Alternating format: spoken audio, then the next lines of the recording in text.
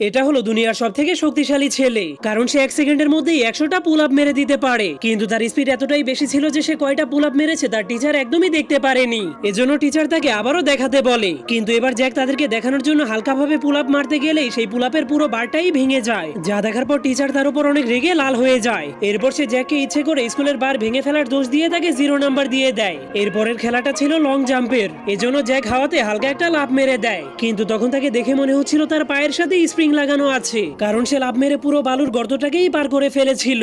যা দেখে সবগুলো স্টুডেন্ট অনেক অবাক হয়ে গেলেও টিচার তাকে বলে, তুমি বালির পুরো গর্তটাকেই পার করে ফেলেছো, এজন্য তোমাকে 0 নাম্বার দেওয়া হবে। এরপরের খেলাটা ছিল 100 মিটারের দৌড় প্রতিযোগিতা, এজন্য রেস শুরু হয়ে গেলেই সব স্টুডেন্ট দৌড়াতে শুরু করে দেয়। কিন্তু জ্যাক কিছু একটা ভাবতে ভাবতে সেখানেই দাঁড়িয়ে ছিল, কিন্তু তার হুঁশ ফিরে আসলেই সে এমন জোরে একটা লাফ মারে যে সে সোজা হাওয়াতে উড়ে যায়। কিন্তু সে নিচে নেমে আসলেই সবাই দেখতে পায় যেখান থেকে সে দৌড় শুরু করেছিল সেখানে অনেক বড় একটা গর্ত হয়ে গিয়েছে, যা দেখে মনে হচ্ছিল সেখানে একটা উল্কাপিণ্ড